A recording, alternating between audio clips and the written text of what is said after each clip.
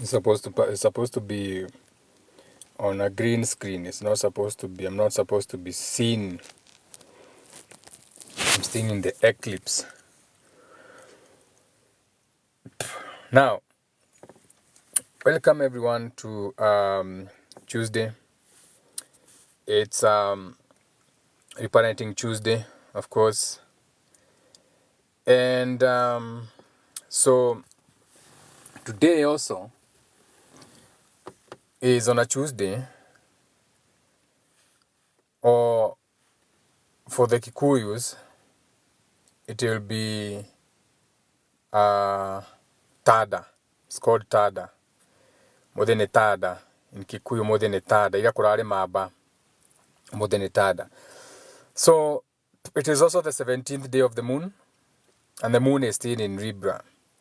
So it's a good time for meeting arrangements, communications, na vitu kama hizo. Wenye wanaumwa na meno, unaweza enda kwa dentist leo, haina shida. Ni sasa. Now, let's talk about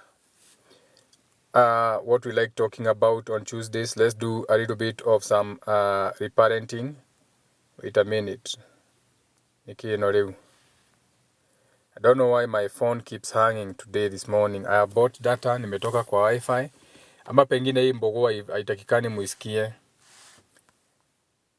don't even know why this is behaving like this. Let me see if I can figure out why. Why are you behaving like this? Why are you behaving like this? Let me see. What is this nonsense now? It's weird. I don't know what's up with TikTok and this application. Allah. Why won't you? Hey. Inakataa, sijui mbona inakataa, ama ni kwa sababu ya hii kitu iko hapa juu. Remove this and see. Maybe it's because of this. Let's have it like that. Let's see if it's gonna. No.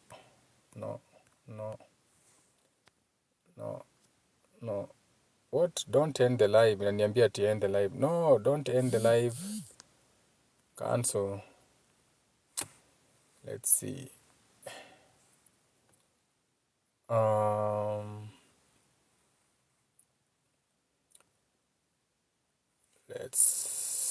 No, don't mirror my video. What is this now?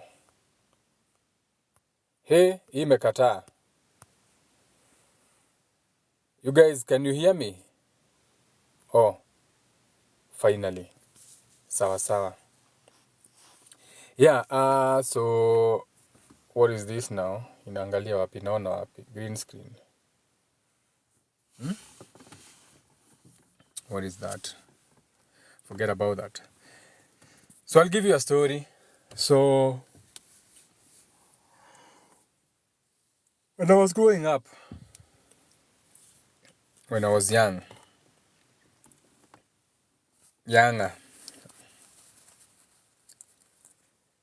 in this lifetime, because there are many lifetimes. So even the other day, I didn't enjoy it. So I went to see my father the other day. And so my father will lie. Like you'll be with my father and you'll be with other men. And ataanza kuwadanganya. Utasikia ameuliza wazee, gari wewe uragurire ri? Ni muthemba uriku kiu kinene uraguite nakio? Now remember you are with your father now. And he's lying to his friends. Like he's trying to gas you up like he cares, like. So me, I don't kubali to the lies. I'm like, nidigurite gari. He's like, no, ikari kile kile na okete kugua na kiru. Sasa he has to change the storage you are getting him out. So he's like, ikari kile itatwathiete kuna ngamwasa iyo yari CRV ya Honda CRV. She is not a new car. Rĩu ngari citicimenyanagia ndaiciragia ine ngari ĩngĩ wagũrire gani kũmĩthambia ĩraumĩte car wash negekwo buffing. So my father will speak highly about you in front of other people. Okay? So he's going to be in public, he's going to lie about you. Okay? We have this kind of parents. where they are one thing with you and another with other people. So this kind of parenting inakuanga very common with emotionally immature parents. So they care about their public appearance above everything else. So your father will be a darling at work. Unasikia watu wakikwambia kazini, hey, babako na venye ni mzuri, babako na mwenye ni mzuri. But when your father comes home, you don't eat. Your father has not even been home for a month. Or when your father come home, he comes and beats everyone home at family na vitu kama hizo. Okay? So these kind of parents are the kind of parents who lack what you can call some skills to connect them so that they can meet the needs of their children. So they are not in tune with their children. These are absent fathers. Though they are home, they are absent. Though out there, they are the golden fathers. At home, they are the animals. They are the beasts. These are the fathers that rape their daughters. These are the fathers that rape their wives. But out in public, wakivaa suti, these are the people who are representing you in public. These are your so-called puppets or leaders. Ndio maana mnaonanga all these girls who are killed are still killed by these leaders. Mnamuita mheshimiwa mheshimiwa, and then unasikia ati msichana fulani aliuawa, sijui msichana fulani alirushwa kwa gari, those kind of things. So those kind of parenting. So that comes from immature parents. Now, these kind of parents, they will lack treating your own children with kindness. These kind of parents were never warm to their children. Our father was never warm to us in any way, shape, or form. Okay? He was a shut-down father. He never used to speak to us. He's not, never was like he's not here. He's still alive. Okay? This is a highly critical parent. This is someone who was very highly reactive in the home. So my father could hit you with anything. Anakurushia panga, anakurushia nyundo, anakurushia. My last born sister, her tooth is broken. It was broken by my dad. My second born sister, she walks with a clutch. She's disabled. My father stepped on her back. My mother got her hand broken by my father. So that is the kind of father I'm talking about. This is the kind of man alikuwa anachukua panga na katakata mbuzi watu wanahepa ploti. Okay? So now, these highly critical, emotionally reactive parents, when they go out there, they are the darlings. My father used to work for the armed forces. He was in the Air Force. So this is very confusing because my friends, when you are retraining on my dad, they see my dad as the best person. Wananiambia, hey, unajua babako klasi yake venye tulikuwa tunapita wewe. Unajua klasi ya babako venye So, this becomes very confusing because this is like two personas. Okay? These are two different persons. When I used to go and visit my father at work, akinipigia, of course he visit atiko na any significance, anakuita tu cause inabidi tu ukue. Unajua kuna vitu zinabidi ukue tu. Unajua? So ukifika kwa gate, unataka nani? Nani? Oh, that's your father. Anapigiwa simu, nipatie extension fulani. Kijana yako wako hapa. My father comes smiling. Hi, unikunywa soda. I'm thinking, what do you mean ukunywa soda? We don't talk like that at home. Kuja ukunywe soda. Mpe soda hapo. So it was very confusing as a child because you want that life, but at the same time, it's not the real side. Okay? So as these children, this becomes very confusing because you see the person that is closest to you, that is your father, but you see they have two personas. So you start believing that something is wrong with you because you get to see their bad side. So you're thinking, maybe I am the one who has a problem because I only see the bad side of my father. Juu nikienda huko nje, he's a loved man.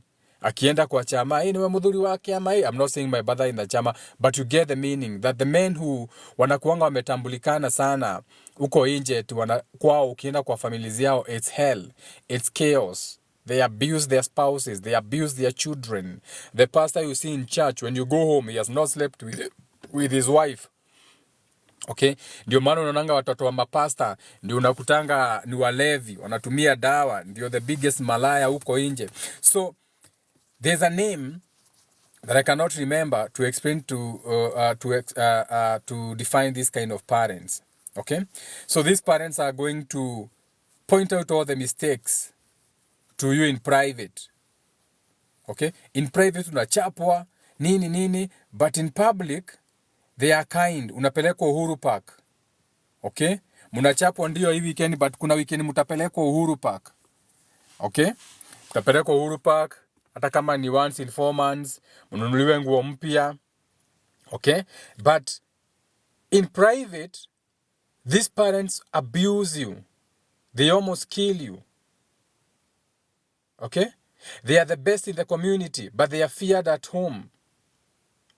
They will praise their children to strangers. Mwana wako ahetoka muno. Mwana wako arari na abi. Mwana wake. But when you go home, your father will never tell you, congratulations, you passed the exam. Congratulations, you did this. Congratulations, you nekile odo fulani. No, that doesn't happen. That only happens in public. In public, he's going to praise you. Mwana wako ni aguri gavroti na haha. He's going to even want to go and show you around. Okay? Wana wako iromo kuena gari nigetha thia kiugaga ni mwana wako ino ni arekire driving, but in private they never say anything positive to you. So these are the kind of parents we are talking about. So a lot of people are going to tell you, we love your mother. Mamako ni mzuri yaki. Mimi nikakuwa na mama kama wako. Naweza fly sana. But you are thinking, I don't talk to my mom. You are thinking, you are telling me you love my dad.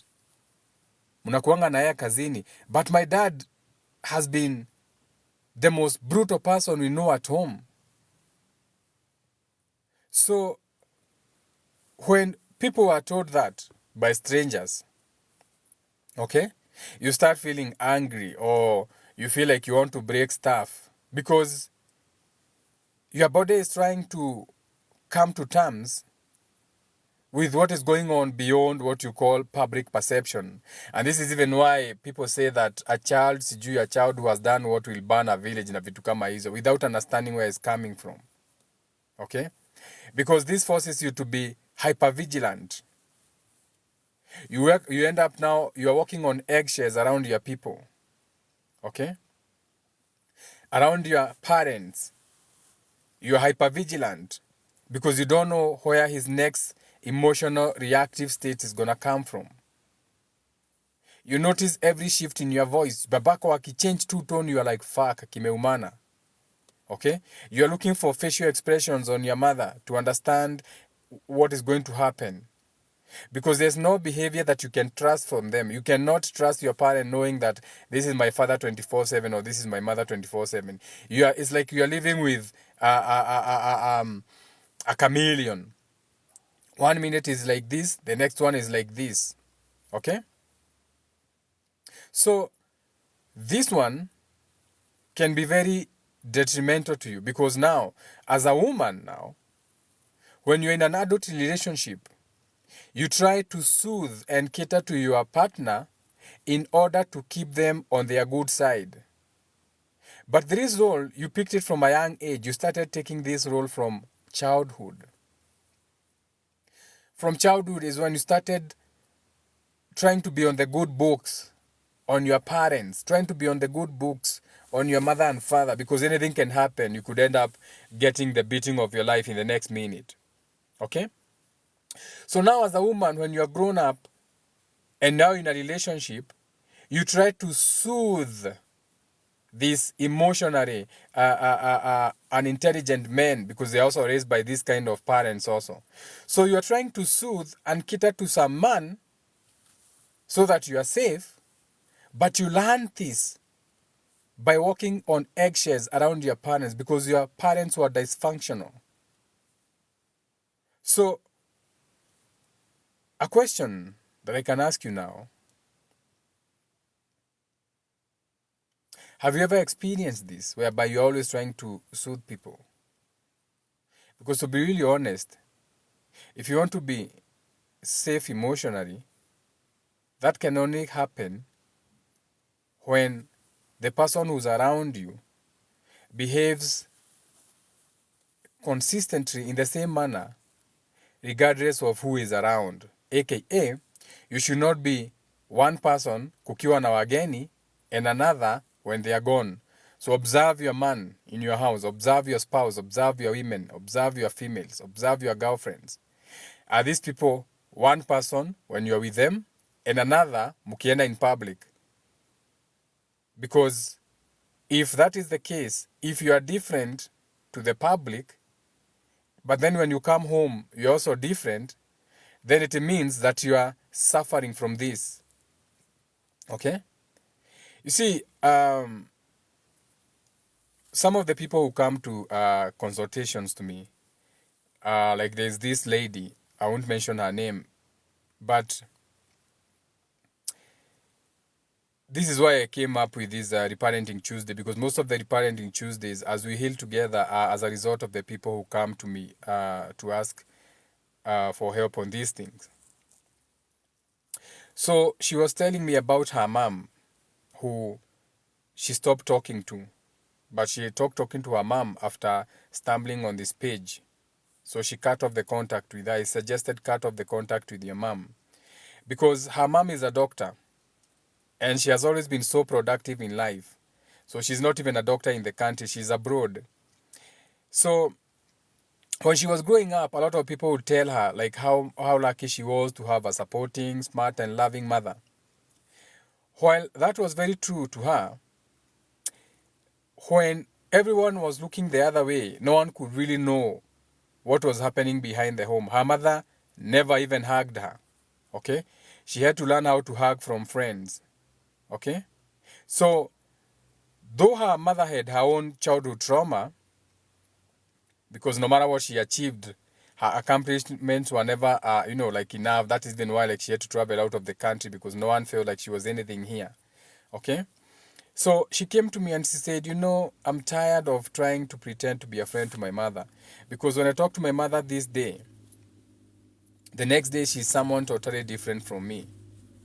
Okay? So be careful you don't pick those kind of, let's call them Tom and Jerry parents. Let's call them Tom and Jerry, because that would be perfect, because remember even at home Tom and Jerry was kizanangi. So these are your parents. So most of you in adult life, you start picking Tom and Jerry friends. So these are friends whereby when you go out, you are different. Muna party, muna sherehe, muko kuivas, furaha, nikulewa na marafiki, furaha, nikulewa, leo. So you are the darlings of the club. Nyinyi umetoa ma iPhone, zingine hata mumekopa bado munalipa.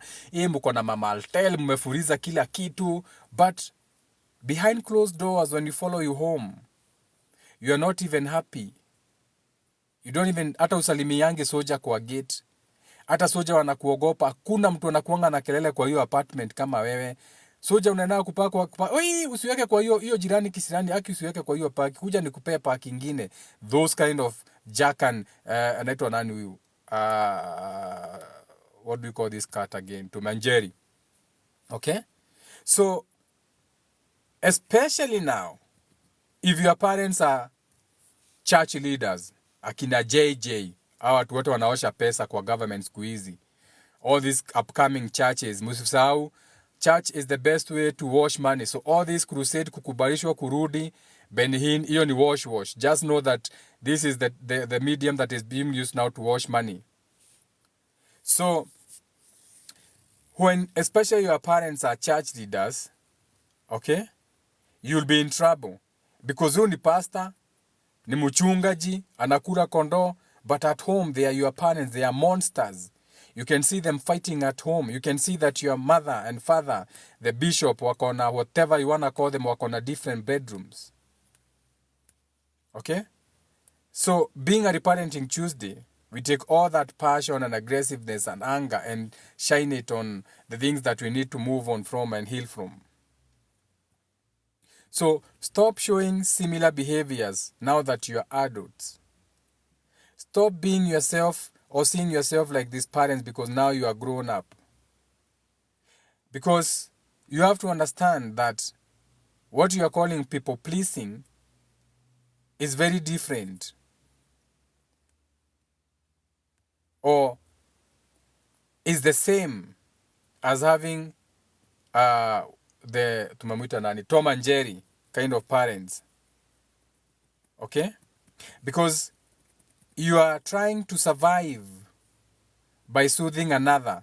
and abandoning your own needs. So you're abandoning your own needs at home, your family, and you're trying to soothe the public. So that is also how you know that your parents didn't even know better, that you can't even blame your parents, that even your parents maybe never also received hug from your mother. But remember, you cannot reparent your parent, you can only parent yourself, because your parent is an adult and they don't want to change. Okay? Especially for alcoholic parents also. Alcoholic parents, they will praise their children out there, but when they get home, they are animals. So a lot of the problems that you have as Africans are all stem from parenting. So when I came to realize this for the first time, it was too much for me. So I called my sister, who is very stressed from how she was brought up, and I explained to her, I said, I know what you are going through and everything, but at the same time, you have to understand that the only thing now you can do is heal yourself, and don't even put the blame on them, because they didn't know better. It was not your fault that you were abused by your parent. It is not your fault that so many times a lot of you have allowed this pattern to repeat itself in your relationships and work. It's unfortunate that some of you have to learn to tell your parents to stop even coming to your children's birthday parties, because you know that they are be criticizing everything you did. Your mother comes to your birthday party. Ulinunua wapi keki? Gwira adoe kugura keki. Sasa nani alisema mpike chapati huku? Hawa ni watoto wanani wamekuja huku? Na hii TV mnashindanga mmewekea watoto cartoon. Those kind of parents. Tell your mother she's not invited. Mwambie niko na birthday. Nego kaasa mom, you are not invited to the birthday. Ne amo wanawa kwa birthday. You are not invited. It's time you start telling these parents the truth so that you can find the time and the space to heal. These parents need to be told the truth. That they don't have to support you, because they are only supporting you so that it makes them look good. These are the parents that only want to do something for you so that they can take the credit. Anataka akuje chama na wakuje na wamama ndio onyesha wamama venye wewe ni mzuri. But you know that your mother is the first person who told you to abort that baby. You know that the relationship you are in, you could have been in a better relationship, but your mother fucked it up for you. Or your father. These are two-faced narcissistic parents. They have a golden child whom they will praise. But if you are the black sheep, the invisible child, the scapegoat, though the golden child pia yeye anakuanga amekelewa vitu zingine zake, because even for them it can be very lonely, because they can also see the belittling of the other children. Heal from this kind of relationships. My father used to call my sister Nas. Nas. My sister, of course, was a child, so she would be very proud of that name. Oka. So she would come. Onyesha huyu hesabu. We have a difference of 2 years between me and my sister. Me being a Taurus, I hate maths. So by default, you know that was not going to work for me. Okay? My sister is good with maths. Very good with hesabu. She was very clever in school. Okay, so my father would call her. Kuja. 2 times 2, 4. And before I could say anything, I have a slap on the face. Pa! Ya stima. Mujinga wewe. My sister is a Capricorn. She was born on January 10. Okay? So you know what kind of a Capricorn is. A Capricorn are very ambitious. They are very hardworking. They are very enterprising. It is the 10th sign. It is the 10th house. It's about the knee area. So the knee area will be the Capricorn energy. Okay? So the knee area will be the Capricorn energy. Kugajaru? Niona makoni hau thi? Hena makoni hadu hau?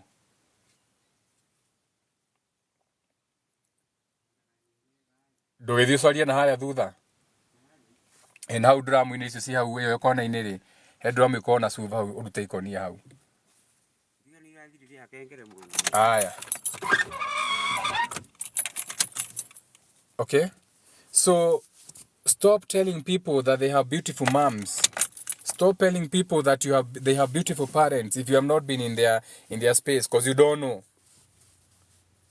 Unaenda unaambia mtu, uko na mamako na babako ni mzuri. No, stop that. Because you don't even know what you are doing to that person you are telling that. More so now that you have come to my page and you know this page and the things that we talk about. Because you're not being authentic. Most of your fathers are very generous, charming, funny. Babako ni comedian, very generous. Akutana na mtu ekeigana ukanywe soda. He has never given you 50 shillings. When you get home, he is volatile, quick to anger, abusive. Nyi mnapatanga breadcrumbs kwenye hata mlikuwa mnalala bila kukula. Lakini huko nje ananunulia watu pombe. Ndiye anaitwa usiku anapeleka watu hospitali. But he never did anything for you. And that's an awful way for a child to grow up. When they die, unasikia watu wakisema venye babako alikuwa mzuri. Unaenda unaangalia mazishi ya babako, you're like, yeah. Watu wote wamekuja mazishi ya my dad or mother. Tunasema mtu akufe. But it's confusing to you as a child. Unashindwa watu wote walikuwa wanapenda babangu, lini wamekuja mazishi hivi? Because your father was a monster. Your experience with them was completely opposite. So don't become your parents now. I used to love when we had friends and family coming to visit us. Because that means everything would be okay. I used to love Christmas holidays. Wageni wakikuja tupike chapo tukule pamoja. Juu nilikuwa najua kama si ya wageni sasa tungekuwa tukilia. I had another guy, also another client. Kwanza huyu babake alikuwa rabbi. He was a Jewish rabbi. So walikuanga watu wa community. Akigrow up kila mtu alikuwa anamwambia your father is so beautiful nini. But it's only the children who know the truth about their parent. It's only you, listen to me, who know the true state of your parents, who have been parentifying you. And so it's about time that we stop being this to our children also. It's about time we stop being our parents so that we can change and heal. Because without healing, you are still going to be reincarnated into the same bullshit out of what you call natural selection. Remember, you are your vibration. Out of the frequency, you are the vibration. Your soul, your heart, your Jerusalem, your care energy is what you resonate with. So when you are incarnating or reincarnating or carnation, you are going to go into that memory. And if that memory is parents who are abusive, then unfortunately that may be the next bodies you are jumping into. So change.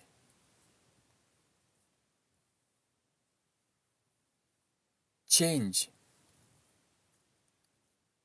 Start becoming better versions of yourselves to your children. Raise your children differently. Love the things that come from between your legs. Heal that generation. Because the generation that is already there, there's nothing you can do. It is already too late.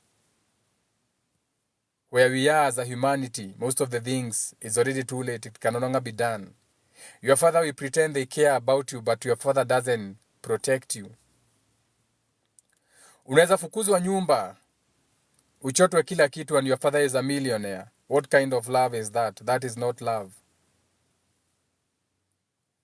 You could be going through the most difficult times and your mother is anarukaruka kwa kanisa na kitambaa akijiita mama wa kanisa wa guild. Watu wanakuambia mama yako anakuanga mzuri kwa kanisa. Unajua ndiye anaongozanga praise and worship. Wewe unajua vizuri sana your mother is the biggest hoe at home. She doesn't care. So do have a beautiful day. Tuesday, Reparenting Tuesdays. Do ponder. Think about how people see you out there. Are they praising you on how good you are? But wewe unajua ukirudi nyumbani you are not. Ukirudi nyumbani ni kelele. whether you are the man or the woman.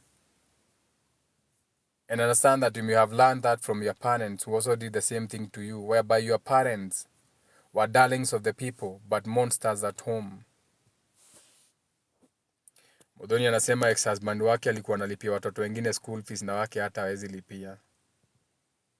Those are the things we are talking about. Those are your parents. Darlings of the people, but never darlings to the people who matter to them, which leaves children as very confused. Children are left in situations whereby they don't even know. Babako ni pastor pale mbele, he's the best. At home is a monster. Anapiganga mamako kama umbwa. Anaitanga mamako majina hujaisikia, but he's the bishop pale mbele. He is the best TV presenter.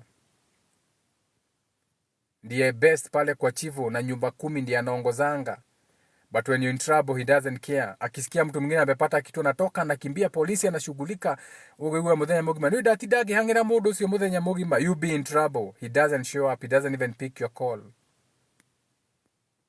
That is the reality when you grow up around emotionally unintelligent parents.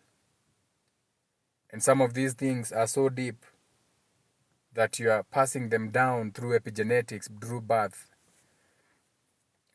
Because when you're having your 7 minutes of weak sex in your trauma, you are bringing back the same kind of spirits out of resonance, out of natural selection, out of how you are vibrating, your emotional state.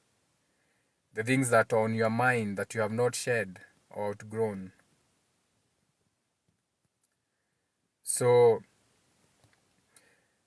you can call them narcissistic parents. You can call them. It's not even. We are all narcs. Everybody has got a narcissistic trait. Never forget that.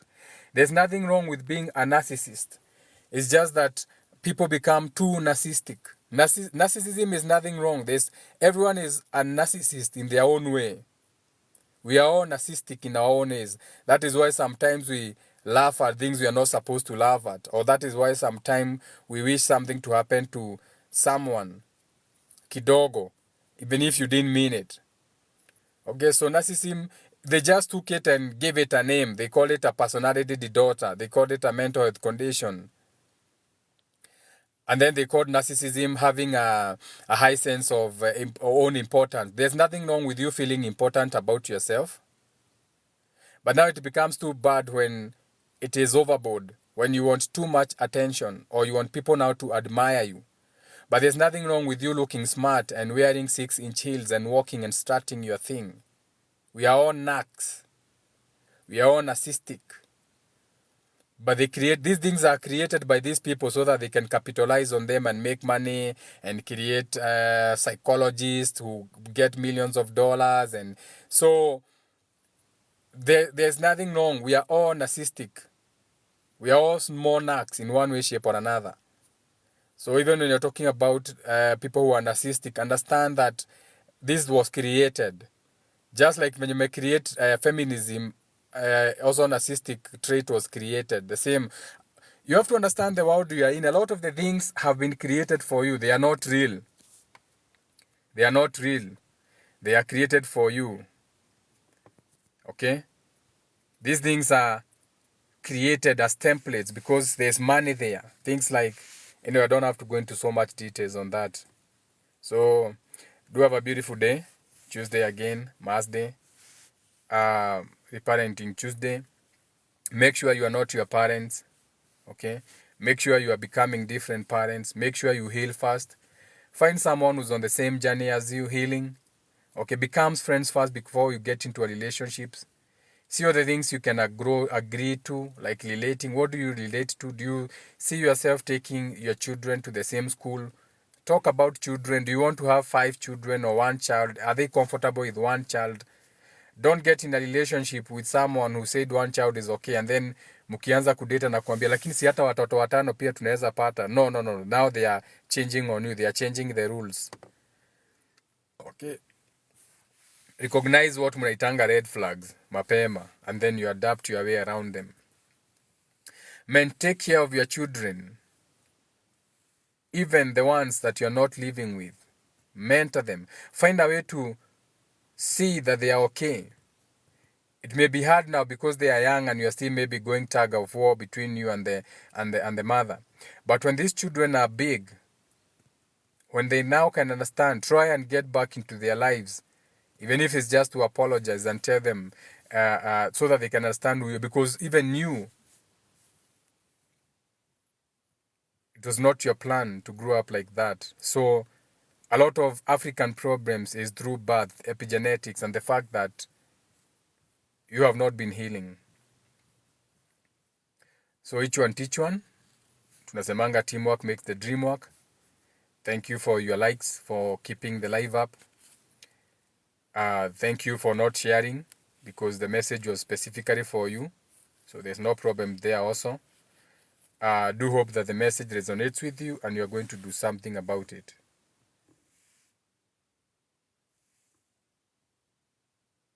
Sili sawa sawa. We'll catch up later.